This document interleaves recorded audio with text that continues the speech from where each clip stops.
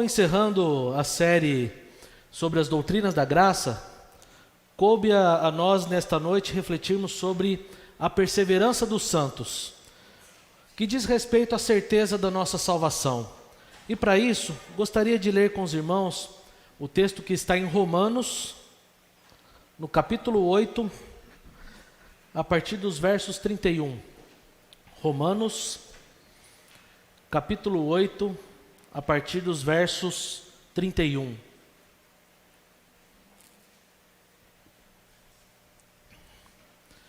Vou pedir que assim que você achar o texto, permanecer com sua Bíblia aberta, para que você possa, na medida que a gente vai lendo e refletindo, você possa acompanhar na sua Bíblia. A palavra do Senhor, ela diz assim: que diremos, pois, à vista destas coisas? Se Deus é por nós, quem será contra nós? Aquele que não poupou o seu próprio filho, antes por todos nós o entregou, porventura não nos dará graciosamente com ele todas as coisas? Quem tentará acusação contra os eleitos de Deus? É Deus quem os justifica. Quem os condenará? É Cristo quem morreu, ou antes, quem ressuscitou, o qual está à direita de Deus e também intercede por nós. Quem nos separará do amor de Cristo? Será tribulação, ou angústia, ou perseguição, ou fome, ou nudez, ou perigo, ou espada?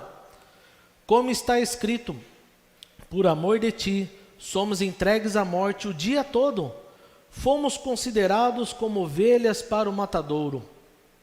Em todas essas coisas, porém, somos mais que vencedores, por meio daquele que nos amou, porque eu estou bem certo de que nem a morte, nem a vida, nem os anjos, nem os principados, nem as coisas do presente, nem do porvir, nem os poderes, nem a altura, nem a profundidade, nem qualquer outra criatura poderá separar-nos do amor de Deus que está em Cristo Jesus, nosso Senhor. Queridos, você tem medo de perder a salvação? Ou você tem certeza da sua salvação? Por que você acredita que você vai acordar amanhã, vai iniciar a sua semana como um cristão?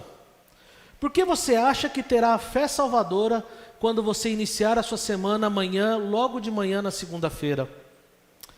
Eu acredito que essas dúvidas já devam, de certa forma, ter permeado a sua mente e o seu coração. Eu acredito que todo cristão já deve ter passado por esse dilema. E geralmente, quando estas dúvidas acontecem em nosso coração e na nossa mente, elas acontecem por algumas razões, e eu gostaria de rapidamente citar algumas delas. A primeira é uma visão que pode ser equivocada ou míope a respeito do ensino das Escrituras sobre as doutrinas da graça. O desconhecimento de como o Senhor salva e provê tudo o que precisamos para perseverar, causa em muitos insegurança a respeito da sua salvação. A segunda é a própria necessidade que nós temos de ter o controle de nós, mas daquilo que só Deus, que é soberano, pode ter. O homem não pode possuir coisa alguma se do céu não lhe for dado. Mas o nosso coração enganoso tem a necessidade e procura constantemente governar-se a si mesmo, trazendo caos para suas emoções e para suas certezas. A terceira coisa são as aflições que nós passamos neste mundo e que nos atingem diariamente. E essas aflições, elas afetam as nossas emoções e nos fazem ter dúvidas a respeito da salvação. Afinal, se temos Cristo, por que sofremos? Por que passamos pelo que passamos? Por que nós temos a luta que nós temos diariamente? Será que Cristo não está conosco? Será que isso significa que eu não tenho a salvação? Quarto motivo que eu quero citar aqui é a própria vida em pecado. Mesmo um crente, ao cair em pecado, pode ter a sua compreensão a respeito da segurança da salvação afetado. Veja, quando nós dizemos coloquialmente, uma vez salvo, sempre salvo, não lhe dá um passaporte ou uma licença livre para você pecar à vontade e fazer o que bem entende. O crente verdadeiro, ele luta contra o pecado. Portanto, perseverar na fé não significa que os santos não passam por tempos de dúvidas, trevas espirituais, falta de confiança nas promessas e na bondade de Deus. Veja, em Marcos, no capítulo 9, no verso 24, quando o pai intercede em favor do seu filho, ele faz uma oração interessante, ele diz: ajuda-me na minha falta de fé. Esta não é uma oração contraditória. Enquanto nós vivemos neste mundo, a incredulidade pode existir com uma fé verdadeira, mas é possível arrepender-se e retornar. Esse processo de desvio e retorno está incluído na perseverança dos santos. Irmãos, estes versos eles mexem e têm mexido comigo especialmente nesse ano, por uma razão muito específica. No começo deste ano, eu perdi de certa forma uma das grandes referências que eu tinha na minha vida, que era o meu avô, um homem de Deus, servo de Cristo, um presbítero dedicado à igreja, e o Senhor permitiu que eu estivesse ao lado dele nos seus últimos minutos de vida. E pouco antes de vê-lo partir no leito de UTI, eu estava com ele nos seus últimos momentos, eu pude ler exatamente esse texto de Romanos 8 com ele. Logo após ler, orei com ele, e pouco tempo depois, na minha frente, eu vi os seus olhos se fecharem para a história e se abrir para a eternidade. Nos últimos meses, antes de sua partida, já muito debilitado por causa de sua saúde, muito conta também pelo avanço do Alzheimer, suas lembranças que estavam indo embora e avançando, todas as vezes que eu o visitava, eu fazia questão de fazer algumas perguntas para ele. E perguntava assim: vô, quem é Jesus para você? Ele respondia: é o meu Senhor e Salvador. Não lembrava de mim, mas estava lembrando de Cristo. Perguntava depois: meu avô, como você está com Jesus? Estou firme, dele não largo nunca. Em uma das últimas visitas que eu fiz para ele, antes dele ir para o hospital, parei na frente dele e falei: vô, você ainda tem algum sonho, algum desejo para o futuro? Ele parou pausadamente, respirou: acho que eu já fiz tudo, estou a caminho do céu para encontrar o Senhor. Queridos, não foram poucas as vezes que eu perguntava isso para ele, mesmo consciente do seu compromisso com Cristo. Diante da sua condição, já bem debilitado, ele estava demonstrando uma firme convicção de que o Senhor estava com ele. Perseverança dos santos, firme convicção de sua salvação, mesmo diante de sua enfermidade e de sua solitude. A evidência verdadeira de nossa fé é o fato de que retemos a palavra, de que perseveramos. O Evangelho é um instrumento de Deus na preservação da fé, bem como um instrumento que gera a fé. A doutrina da perseverança dos santos, ela é a cereja do bolo que fecha todas as doutrinas da graça. Ela vem até para nos dar esperança, descanso a estas dúvidas e trazer segurança para as nossas vidas. Ao estudarmos as doutrinas da graça, e nós aprendemos ao longo da série, nós aprendemos que tudo começa com o homem caído, em estado de depravação, morto em seus delitos e pecados, impossibilitado de salvar-se a si mesmo. Depravação total. Em seguida, aprendemos o que o próprio Deus faz a nosso favor, em nossa direção. Ele elege um povo para si, eleição incondicional. Ele envia Jesus para expiar os pecados dos seus eleitos, expiação limitada. Ele atrai irresistivelmente o seu povo para a fé em Cristo, graça irresistível. E por último, o próprio Deus age em nosso favor para nos fazer perseverar até o fim, perseverança dos santos. Louis Berkhoff, Quem estuda teologia conhece muito bem os presbiterianos. Em sua teologia sistemática, ele define da seguinte maneira: aqueles que Deus regenerou e chamou eficazmente para um estado de graça, não podendo cair nem total, nem definitivamente, mas certamente perseverarão nele até o fim e serão salvos para toda a eternidade. Veja, isso não é uma invenção de Berkhoff, isso não é uma invenção de Calvino, isso não é uma invenção dos sínodos de Dort. Ao longo das Escrituras, nós podemos encontrar muitas exortações que nos levam a compreender a segurança da nossa salvação. Nós temos nas palavras do próprio Jesus a respeito dessa segurança. Veja, eu quero citar alguns versículos. João 5:24 diz: em verdade vos digo, quem ouve a minha palavra e crê naquele que me enviou, tem a vida eterna. Não entra em juízo, mas passou da morte para a vida. João 6:21, eu sou o pão vivo que desceu do céu. Se alguém dele comer, viverá eternamente. E o pão que eu darei pela vida do mundo é a minha carne. João 10:27 diz: as minhas ovelhas ouvem a minha voz, e eu as conheço, e elas me seguem. Eu lhes dou a vida eterna, jamais perecerão, e ninguém as arrebatará da minha mão. Aquilo que meu Pai me deu é maior do que tudo, e da mão do meu Pai ninguém pode arrebatar. Veja, as palavras de Jesus tocam em todas as doutrinas da graça. Jesus identifica e conhece as suas ovelhas. Ele sabe aquelas que foram dadas pelo próprio Deus. Cristo sabe quem são aqueles a quem Deus elegeu antes da fundação do mundo. Cristo morreu por elas, levou os seus pecados por cada um dos eleitos, e por meio da obra eficaz do Espírito Santo, essas ovelhas respondem à graça irresistível de Deus. Mas elas não apenas ouvem a voz de Jesus, elas também seguem.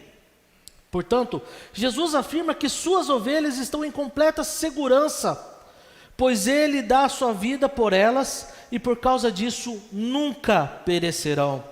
Ele diz também: ninguém pode as arrancar de suas mãos. Ou seja, Cristo garante a segurança de suas ovelhas para que perseverem até a eternidade. Consciente das lutas e dos caos deste mundo, da condição humana, das perseguições que os cristãos estavam sofrendo, do nosso coração corrupto, das provações que temos, das angústias do nosso coração, o apóstolo Paulo, ele escreve em Romanos uma exposição minuciosa do evangelho aos cristãos, tanto judeus como gentios que estavam em Roma. Possivelmente, quando ele escreve essa carta, muitos cristãos estavam desesperançados devido à perseguição que estava acontecendo, e muitos deles talvez estavam perdendo a sua própria vida.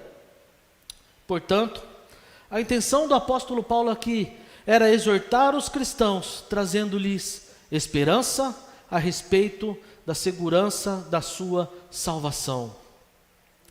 A carta aos Romanos trata desse Deus que torna as pessoas justas para que possam viver com Ele e de acordo com a sua vontade. A carta afirma que todas as pessoas, judeus e gentios, vivem em contradição com os princípios de Deus, portanto, necessitam de Jesus Cristo, que entra na história morrendo em nosso lugar. A fé em Jesus Cristo abre o caminho para uma vida completa, e por meio desta fé é que o poder do pecado pode ser quebrado e a luta desesperadora para cumprir a lei de Deus pode ser vencida. E quando chegamos em Romanos 8, o texto que nós lemos, vemos que essa vida só é completa pelo poder do Espírito Santo, que faz acontecer na vida das pessoas aquilo que nós mesmos não teríamos condições de fazer. Aqui ele diz: e faz uma linda e exuberante declaração de como o Espírito Santo trabalha em nós e por nós para a salvação por meio da obra de Jesus Cristo, a fim de que tenhamos pela fé a segurança eterna da nossa salvação. É a promessa de que o Deus que começou a boa obra em nós será fiel para completá-la até o dia final, conforme Ele prometeu. Então, nessa última sessão do capítulo, a fim de afastar todas essas dúvidas, todas as inseguranças que os cristãos poderiam ter, o apóstolo Paulo começa a fazer uma série de perguntas retóricas, que desejo aqui separar em 3 sessões, para que você compreenda onde está a segurança da nossa salvação. E a primeira sessão de perguntas, ela tem o sentido de que a segurança da nossa salvação, ela está na provisão de Deus. O verso 31 começa assim: que diremos, pois, à vistas destas coisas? Que diremos diante destas maravilhas? Paulo parece não encontrar palavras que façam justiça à grandiosidade da obra de Deus. Em todo o contexto abordado por Paulo no capítulo 8, o que podemos dizer sobre isso? O que dizer à vista dessas coisas, que tudo que ele tem falado? Para a gente compreender, precisamos voltar a algumas casinhas do capítulo 8. Lá no verso 28, ele começa dizendo: sabemos que todas as coisas cooperam para o bem daqueles que amam a Deus, daqueles que são chamados segundo o seu propósito. Meditando nesse texto, eu fiz uma pergunta para o íntimo do meu coração, enquanto meditava. E fiz essa oração, falei: Pai, como posso saber que tudo aquilo que está acontecendo ao meu redor tem cooperado para o meu bem? Nessa reflexão, o Senhor me fez lembrar algumas coisas, trouxe algumas coisas à minha memória. O dia que Ele tocou a minha vida de forma transformadora, me fez lembrar dos livramentos que Ele me deu ao longo da minha caminhada, do cuidado que Ele tem tido comigo em diversas situações da vida. Me fez ver os meus erros, as minhas aflições, e de como Ele trabalhou e me sustentou em cada um desses momentos. Saber que tudo coopera para o nosso bem não significa que todas as coisas que acontecem são boas, são maravilhosas. Mas se você ama a Deus, então Deus trabalhará as circunstâncias da sua vida para que elas cooperem para o seu bem final, para o cumprimento do propósito dele. E esse bem é ser semelhante a Jesus. Ele usa as situações da vida para moldar em você o caráter de Cristo. Paulo também fala neste capítulo que todo o universo está gemendo e os crentes compartilham destas dores, de tal forma que nós nem sabemos como orar, mas o Espírito Santo intercede por nós, assistindo em nossas fraquezas. Irmãos, Ele te deu o Espírito Santo, e se você crê em Cristo, o Espírito Santo habita em você. Você não passa pela jornada da vida sozinho. O Espírito Santo, Ele intercede por você e te fortalece para que os propósitos dEle sejam cumpridos em você. Portanto, essa promessa contém o compromisso de Deus em fazer tudo o que é necessário para o nosso bem eterno. O que dizer à vista dessas coisas? Mas Paulo continua no verso 29. Portanto, aos que de antemão conheceu, também os predestinou para serem conformes à imagem de seu Filho, a fim de que ele seja o primogênito entre muitos irmãos. E aos que predestinou, a esses também chamou, e aos que chamou, a esses também justificou, e aos que justificou, a esses também glorificou. Tudo começa na eternidade passada e termina na eternidade futura. Deus está comprometido em cada passo deste caminho, a fim de levar o seu povo à glória. O povo de Deus perseverará até o fim e não se perderá. Os conhecidos de antemão são predestinados, Os predestinados, eles são chamados, os chamados são justificados, e os justificados são glorificados. Ninguém deste grupo se perde, nenhum elo se quebra nesse processo. É segurança, é confiança, é estabilidade, é coragem para a nossa vida. Deus opera todas as coisas para o nosso bem, e o bem maior é a conformação com Cristo e a glorificação infalível. O que dizer à vista dessas coisas? Então Paulo continua no verso 31, se Deus é por nós, quem será contra nós? O nós aqui significa todos nós, aqueles a quem Deus conheceu de antemão, predestinou e chamou, os seus eleitos. Se Deus está conosco, quem poderá se levantar contra nós? O Deus onipotente, que planeja e realiza todas as coisas, está comprometido com a sua obra. Portanto, nenhum adversário, nenhum inimigo e ninguém pode desfazer o trabalho que Ele realizou em nós e em cumprir a sua promessa de nos conduzir para a sua glória. Se Deus nos conheceu antes da fundação do mundo, nos amou, nos predestinou para sermos conforme a imagem de seu Filho, nos justificou dos nossos pecados, nos chamou irresistivelmente pelo Espírito Santo e já nos glorificou. Diante dessas coisas, quem poderá ser contra nós? Todas essas ações estão a nosso favor, tudo isso foi feito para o nosso benefício.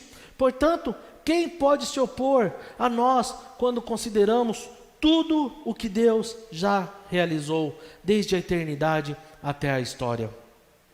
Ninguém, nada menos do que o Todo-Poderoso, o Criador dos céus e da terra, o soberano, aquele que sustenta a história, orquestrou este plano. Ele é o arquiteto de tudo, ele é o autor de todo este processo da história da redenção. O Pai planejou na eternidade, o Filho se encarnou e executou o seu plano na história, e o Espírito Santo nos selou como penhor garantindo a nossa salvação.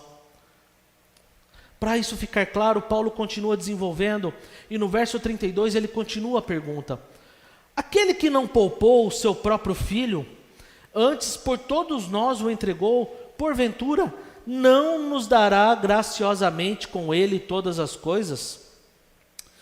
Essa pergunta me leva a Gênesis 22.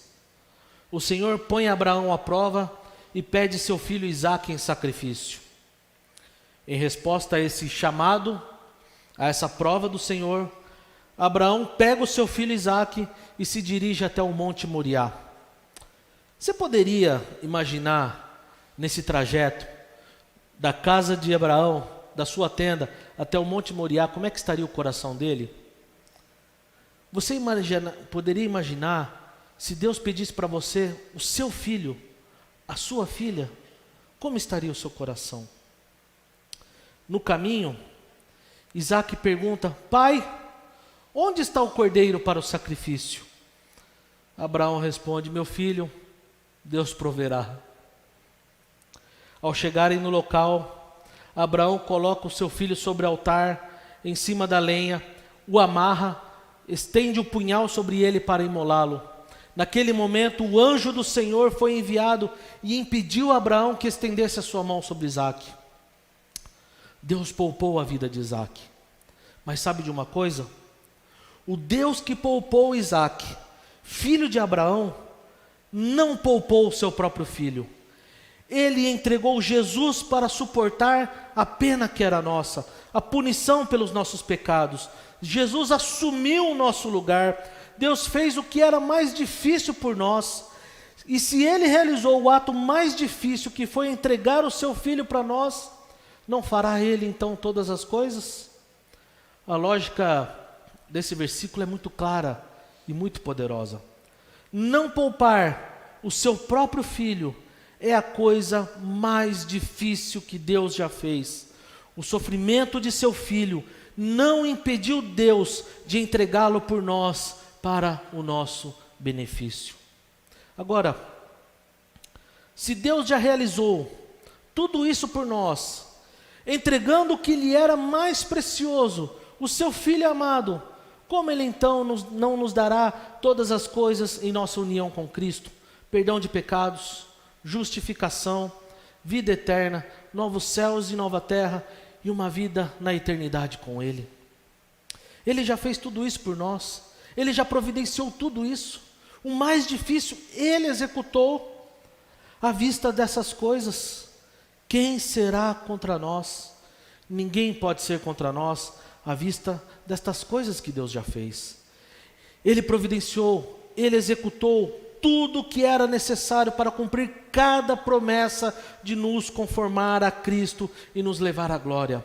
Isso significa que a santificação, o processo e a manifestação da salvação nesta vida foram comprados, garantidos e assegurados pelo sangue de Cristo. O próprio Deus planejou e fez tudo isso. Ele fez o que era mais difícil. Ninguém pode ser contra nós. Mas Paulo continua com mais uma pergunta para nos trazer essa consciência. No verso 33 ele diz: quem tentará acusação contra os eleitos de Deus? É Deus quem os justifica. Observe que o nós agora, mencionado no verso 31, se transforma em os eleitos no verso 33. Dessa forma, Deus também se refere ao seu povo, aquele pelos quais Cristo morreu, aqueles a quem Deus conheceu de antemão, predestinou, escolheu, chamou, justificou e glorificou. Esses são os eleitos de Deus, o povo que Ele escolheu entre toda a humanidade para justificar, perdoar, fazer deles o seu povo, destinados a viver com Ele eternamente. Portanto, os eleitos são todos aqueles que creem no Senhor Jesus como seu único e suficiente Salvador, e por Ele são justificados pela fé em seu precioso sangue. Mas quem tentará acusação contra nós? Pare para pensar uma coisa. Quando a gente volta lá no capítulo 1 e no capítulo 2 de Romanos, nós temos uma lista de acusação diante de nós. Resumidamente, de forma abrangente, algumas estão lá: incredulidade, blasfêmia, idolatria, mentira, inveja, adultério, maledicência e por aí vai. As acusações são tantas que a palavra diz que nós nos tornamos indesculpáveis diante de Deus, que não há um justo sequer e que todos pecaram e carecem da glória de Deus. Então, quando Paulo diz que ninguém tentará acusação contra os eleitos de Deus, não significa que nós não temos acusação. Pelo contrário, há muitas acusações diante de nós. No entanto, a razão pela qual ninguém pode intentar acusação contra nós, os eleitos, não reside no fato de que nós não mereçamos ser acusados, mas sim porque o próprio Deus é quem nos justifica. É o próprio Deus que, perante todas essas acusações são feitas, que justifica os seus eleitos. No momento em que cremos em Jesus e depositamos a nossa fé nele somente, solos Cristos, somos unidos a Cristo. Em nossa união com Ele, sua justiça é contada como nossa, e a base de nossa aceitação diante de Deus é exclusivamente Cristo, seu sangue e sua justiça. Através da obra de Cristo na cruz, que tomou o nosso lugar, obtendo justiça para nós, nós fomos declarados justos diante de Deus. Portanto, nada nem ninguém poderá encontrar falhas de tal magnitude que no dia do juízo, quando você estiver perante o seu julgamento, não haverá acusação contra você, contra os eleitos de Deus. Popularmente, quando você achar que vai ter um telão diante de você, passando os teus pecados, vai estar lá o sangue de Cristo. Em Cristo, o Senhor nos cobriu com uma justiça perfeita. Fomos plenamente justificados. Aqueles que creem em Cristo podem ter a segurança da sua salvação, pois esta segurança não se baseia em nossa própria pureza, em nossa própria santidade, mas no fato de que Deus fez justiça por nós. Na cruz, Ele cancelou toda a dívida, todas as acusações, Ele pregou inteiramente na cruz. Portanto, Paulo continua com mais uma pergunta, e aqui eu abro uma segunda sessão que é: a segurança dos eleitos estão na obra redentora de Jesus, que intercede por nós. O verso 34 diz: quem os condenará? É Cristo Jesus quem morreu, ou antes quem ressuscitou, o qual está à direita de Deus e também intercede por nós. Bom, aqui Paulo ele continua a sua argumentação. Se Deus é por nós, a ponto de não poupar o seu próprio filho, se não há acusação contra os eleitos de Deus, pois é Deus quem nos declara justos, então quem que pode nos condenar? Nós temos aqui 4 razões pelas quais nós não podemos ser condenados. A primeira, é Cristo Jesus quem morreu. A condenação dos nossos pecados, dos pecados da humanidade, é a morte. Romanos 6:23 diz: porque o salário do pecado é a morte, mas o dom gratuito de Deus é a vida eterna em Cristo Jesus, nosso Senhor. Portanto, Cristo já sofreu essa condenação, que era para nós quando morreu em nosso lugar na cruz. A punição que era nossa foi colocada sobre Cristo na cruz. A segunda razão é que Cristo não apenas morreu, mas antes, quem ressuscitou. Cristo não apenas morreu, Ele ressuscitou, Ele venceu a morte, Ele ressurgiu como vencedor da morte. A morte não tem mais poder sobre a vida, Ele triunfou e ressurgiu como nosso representante. Em 1 Coríntios 15:55, Paulo faz a pergunta: onde está, ó morte, a tua vitória? Onde está, ó morte, o teu aguilhão? Cristo rompeu os grilhões da sepultura para ser o nosso representante. Terceira razão, o qual está à direita de Deus. Cristo está assentado à direita de Deus. Cristo morreu, Cristo ressuscitou, foi elevado aos céus e agora está sentado à direita de Deus Pai. Ele foi glorificado, exaltado e recebeu todo o poder e autoridade nos céus e na terra. E é sob esta autoridade que nós caminhamos, é sob esta autoridade que nós vivemos, é sob esta autoridade que reside a nossa segurança. Não é nos governos, não é no Estado, não é nas nações, não é naquilo que nós possuímos, é na autoridade de Cristo Jesus. E a quarta razão é que Ele também intercede por nós. Cristo está à direita de Deus e intercede por nós. Interceder significa agir em nome de alguém, agir em nosso favor, agir em favor de uma situação. É quando alguém se coloca como intermediário em prol de alguém, de outra pessoa. Cristo está à direita de Deus, intercedendo por nós, como nosso mediador, de tal forma que Ele está lá desta maneira: Pai, olha por aquele irmão que está passando por tal situação, sustenta a vida desse homem. Pai, o Joãozinho está passando necessidade, cuida do Joãozinho, Senhor. Pai, a Maria se sente fraca. Pai, olha pela Maria. Ele está lá como nosso intermediador, olhando pelas nossas fraquezas, olhando pelas nossas lutas, de tal forma que não pode haver acusação para aqueles que estão em Cristo Jesus. Isso me leva ao primeiro verso de Romanos 8.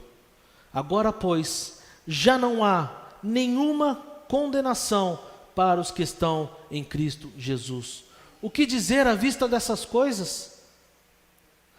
Então Paulo continua para mais uma pergunta, a fim de declarar que a segurança dos eleitos repousa no amor inabalável de Deus em Cristo Jesus, que supera qualquer circunstância. Verso 37. Quem nos separará do amor de Cristo? Será tribulação, ou angústia, ou perseguição, ou fome, ou nudez, ou perigo, ou espada? Essa pergunta ela fecha toda a argumentação de Paulo a respeito da segurança dos eleitos, da perseverança dos santos. Deus é por nós, portanto ninguém pode levantar acusação contra nós, ninguém nos condena por causa do amor de Cristo. Essa é a razão, não existe nenhum outro motivo senão o imenso e infinito amor de Deus por nós. Romanos 5:8, Mas Deus prova o seu próprio amor para conosco, pelo fato de Cristo ter morrido por nós, sendo nós ainda pecadores. Deus entregar o seu próprio Filho para morrer por nós é a prova definitiva de que Deus manifestou o seu amor por cada um de nós. Não havia nada de excepcional em você, não havia nada de diferente em você, nada de exuberante em você e nem em mim. Mas Deus derrama e manifesta o seu amor por nós, para nos dar a redenção. A única razão para isso é seu imenso amor. Portanto, quem pode nos separar do amor de Deus que está em Cristo Jesus? E Paulo então continua e faz uma lista de coisas daquilo que as pessoas podem pensar que pode nos separar do amor de Cristo. Ele elenca nada menos que 17 obstáculos que poderiam impedir a nossa salvação. A primeira parte dessa lista está no verso 35. Ele continua: será tribulação, ou angústia, ou perseguição, ou fome, ou nudez, ou perigo, ou espada. Neste verso, temos 7 sofrimentos. Esta lista se refere aos sofrimentos deste mundo, sofrimentos reais que nós passamos, que os cristãos da época estavam sofrendo. O que Paulo está falando, em forma de pergunta, é: podem os sofrimentos da era presente nos separar do amor de Deus? Mas há algo aqui muito importante que nós precisamos compreender como cristãos e como os discípulos de Jesus. As lutas e os sofrimentos, elas fazem parte desse mundo. E é importante que você esteja consciente disso. Nós enfrentamos privações, enfrentamos aflições, enfrentamos perdas, passamos por momentos de angústia e dor.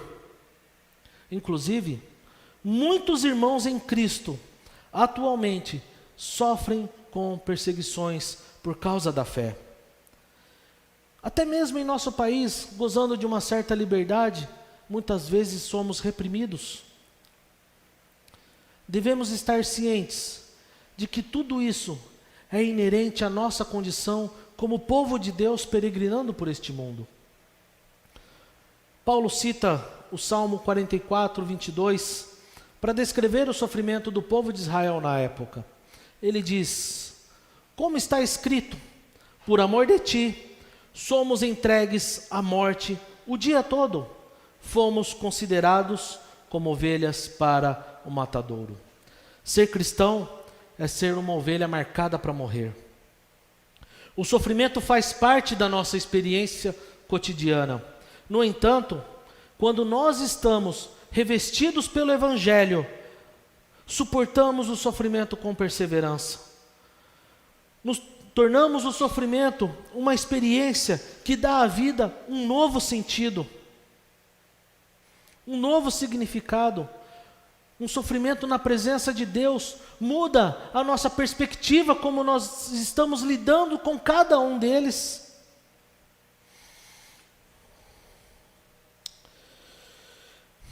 Isso faz parte da jornada com Deus. Tomar a cruz e seguir o Mestre. O sofrimento não vai te enfraquecer. Pelo contrário, você enxergará o propósito de Deus na sua dor. O sofrimento se torna uma oportunidade de Deus em sua vida para moldar o seu coração. E muitas vezes Ele usa o sofrimento e a dor para te quebrar, para que você possa enxergá-lo, para permitir que você possa ver quem é o seu Salvador, quem é aquele que pode reconstruir o seu coração, para que você também possa ser também um instrumento de bênção para outras pessoas. Eu não sei se você já teve a experiência de ir para a Itália, lá em Roma. Eu nunca fui, mas conheço algumas pessoas que foram, e muitas delas voltam impressionadas com a beleza do Coliseu. Tiram foto, acham bonito, é um cartão postal hoje da Itália. Realmente, eu desejo um dia estar na Itália, conhecer, ver o Coliseu, tirar foto, mas se você olhar para a história, nos tempos de Paulo, aquele lugar não tinha beleza alguma. Cristãos ali eram jogados na arena para serem mortos e devorados por leões. Muitos dos nossos irmãos em Cristo, ao longo da história do Império Romano, foram lançados ali à morte por causa de sua fé. Mas Paulo continua, porque não é isso que nos separa do amor de Deus. Verso 37 ele diz: em todas estas coisas, porém, somos mais do que vencedores, por meio daquele que nos amou. Estas coisas não nos separam do amor de Deus. Ao contrário, o sofrimento nos empurra para os braços de Cristo. Quanto mais o crente sofre, mais ele se apega ao Senhor. Sabe por quê? Porque nós não andamos essa jornada sozinhos. No meio das nossas duras experiências, temos o auxílio daquele que venceu por nós na cruz.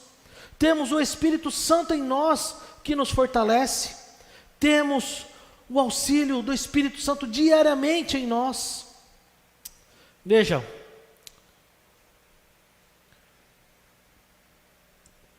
por muitos anos, eu tenho tido a oportunidade de acompanhar a vida de um empresário que ao longo de sua carreira foi extremamente bem-sucedida. Ele adquiriu posses e viveu bem financeiramente. No entanto, em um determinado momento da sua vida, aprove ao Senhor virar a vida deste homem de cabeça para baixo. E diante de uma crise nos negócios e do caos da sua vida que se desenhou à sua frente, ele se viu sem saída. Quando Deus enviou um de seus funcionários para que ele entregasse sua vida a Cristo. Esse encontro com Cristo transformou a sua vida, fazendo dele um novo homem, uma nova pessoa. Só que, no entanto, as experiências mais duras da vida deste homem não aconteceu antes do seu encontro com Cristo, aconteceu depois. Ele e sua família enfrentaram os desafios mais difíceis após este encontro. E este empresário perdeu tudo: bens, dinheiro, status, enfrentou traições, passou por privações, relações se romperam devido à sua fé, passou por longas disputas judiciais.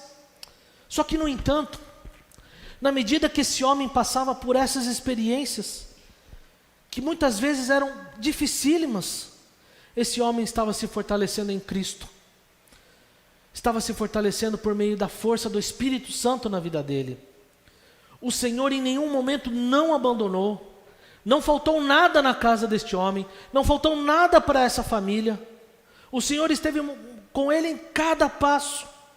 O Senhor não abandonou e ele nunca soltou a mão do Senhor. Pode ser a história de Jó, mas essa é uma história real. Essa é uma história de gente, como eu e como você, que muitas vezes estão passando. Nem os anjos, nem os principados, nem as coisas do presente, nem do porvir, nem os poderes, nem a altura, nem a profundidade, nem qualquer outra criatura poderá separar-nos do amor de Deus que está em Cristo Jesus. Aqui Paulo lista mais 10 coisas que representam os poderes deste mundo, sejam visíveis ou invisíveis, do presente ou do futuro. A morte não pode nos separar, nem a vida com os seus atrativos, nem os anjos que são criados por Deus, nem os principados que são os poderes humanos, nações, governos, impérios, nem as coisas do presente, ou seja, nada daquilo que acontece hoje, daquilo que você vê nos noticiários pode nos separar do amor de Deus, nem as coisas do porvir, nada daquilo que pode acontecer no futuro, nem os poderes, ou seja, principados e potestades, poderes demoníacos, o anticristo, Satanás, nem a altura, fazendo referência ao céu, nem profundidade com seus terrores, o seu abismo. Paulo aponta para todos os lados, para aquilo que é visível e invisível, para dizer: nada pode nos separar do amor de Deus que está em Cristo Jesus, o nosso Senhor. Nenhuma dessas coisas pode ameaçar a segurança do crente. Nada no tempo ou na eternidade poderá jamais ameaçar a segurança dos eleitos de Deus. A despeito de tudo isso, o cristão será mantido de pé pelo poder de Deus. O que diremos à vista destas coisas? Aqui estão os fundamentos da segurança da nossa salvação. A nossa doutrina de que a salvação é eterna e não poderá ser perdida, porque é proveniente de Deus e garantida por Ele. Todos esses argumentos nos proporcionam solidez e certeza de que a nossa salvação, ela é perfeita e é eterna. A certeza da minha salvação não se baseia em quem eu sou, pelo que eu faço, pelas minhas obras, mas por causa de quem Deus é e no que Ele realizou por meio de Cristo Jesus. A nossa confiança está na cruz de Cristo. É por isso que Calvino pode dizer: nem sequer um daqueles a quem Cristo uma vez enxertou em seu corpo, Ele jamais permitirá que pereça, porque ao segurar a sua salvação, realizará o que uma vez prometeu, isto é, empregar o poder divino maior do que todos. Portanto, quando nós falamos na perseverança dos santos, ou naquilo que nós dizemos uma vez salvo para sempre, estamos trazendo à luz uma verdade de que todos aqueles que foram levados à fé em Cristo nunca serão e jamais serão perdidos. Por isso a salvação só pode ser obra de um Deus eternamente amoroso e absolutamente imutável. Quero fazer para você a pergunta que eu fiz lá no início, há uns 40, 50 minutos atrás. O que garante você que ao acordar amanhã ainda terá a salvação? Se essa dúvida ainda permeia o seu coração e a sua mente, olhe para a cruz, olhe para Jesus. Quando você se sentir sozinho, diante do seu sofrimento, das suas lutas, das suas batalhas, olhe para a cruz, olhe para Jesus. Se você crê que Deus é por você, então o Espírito Santo vai trabalhar em você e por você. Você não percorre a jornada sozinho, você não está entregue à própria sorte. Deus é por você. Como você sabe que acordará na condição de cristão na segunda-feira de manhã para iniciar a sua semana? A resposta é que Deus o fará acordar nesta condição e não você mesmo. Só podemos perseverar nesta vida até a eternidade se entendermos que temos um Deus que nos sustenta, que é fiel, que nos guarda, que cuida dos seus, que cumpre todas as promessas obtidas por meio de Cristo na cruz. Que a graça do Senhor nos ajude assim a perseverar nele. Vamos orar, queridos. Pai, o que dizer à vista de tudo aquilo que nós ouvimos hoje? O que dizer diante da grandeza da tua salvação? Diante de tudo isso que o Senhor fez por nós, dando o seu próprio Filho para morrer em nosso lugar. Mesmo não merecendo, o Senhor fez isso por cada um de nós. Pai, não há palavras que possam expressar a grandiosidade da sua salvação. Esta é uma doutrina, Pai, que nos faz nos colocar de joelhos diante de Ti e só dizer: Senhor, Senhor, Tu és o Deus soberano, dono da história, dono da nossa salvação, e a nossa vida está nas Tuas mãos.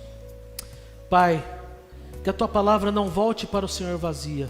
E se há alguém nesta noite, aqui ou nos assistindo, que ainda possui alguma dúvida, Pai, que em nome de Jesus o Senhor possa ir ao encontro deste coração, para que ele possa compreender e encontrar uma paz que só o Senhor pode dar para os seus filhos.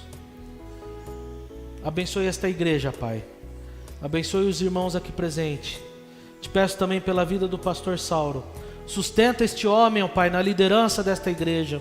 Usa a vida deste teu servo, ó Pai, para que a cada dia ele possa ser instrumento nas tuas mãos para falar das boas novas do Evangelho, para falar, Pai, da tua salvação para todos aqueles que se achegarem nesta comunidade. Nós te louvamos e agradecemos no nome de Jesus. Amém. Amém. Queridos, Deus os abençoe em nome de Jesus.